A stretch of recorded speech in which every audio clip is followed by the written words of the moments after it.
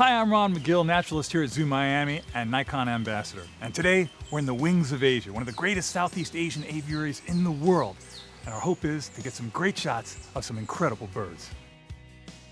The first challenge is actually finding the birds. You'll come into an aviary like this that is home to over 500 individual birds. You may hear them all around you, but when you first come in, you're a bit overwhelmed, and it's hard to actually start individually spotting them.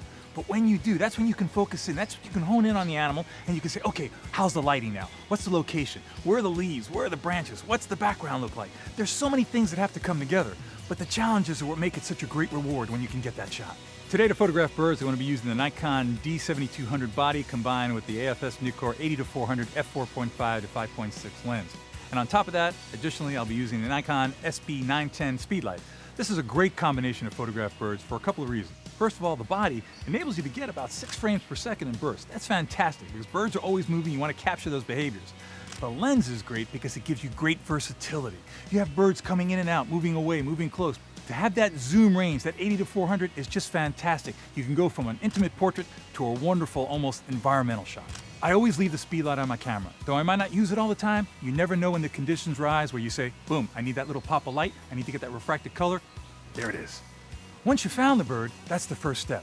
Now comes the patience. Now comes waiting to see how the light is working, seeing what the behavior of the bird is. Birds do different things at different times of the day. Early morning, they're going to be feeding. Mid-afternoon, they might be resting. Late in the afternoon, they may be singing. And that's when you have to come in and sit and wait. I often like to use the optional battery grip for a few reasons. First of all, it feels better in my hand, but it also gives me extra battery power and it facilitates me taking that vertical shot. Remember, the Greek translation of photography is literally painting with light, and that's exactly what we're doing here this morning.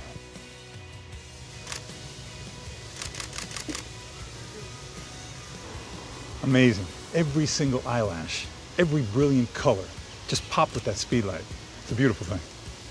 This morning we were able to get a lot of great images, but some of the ones that really stick out were the Victoria crown pigeon. It's got this great ornate crest of feathers and that blood red eye. And when that early sunlight's just hitting it on the side, kind of modeling it, take a little fill flash from the speedlight, it's like a painting. It's all about waiting. It's patience.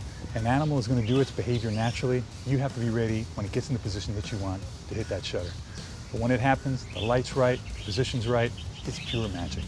When photographing animals, I love to photograph wide open, using the aperture priority. However, there are times when I'll close it up. If I know a bird's going to fly, I need that depth of field. It all depends on what you're trying to get. And only practice and experience will dictate for you in the future how you do it. What I want everyone to take away from this segment is this.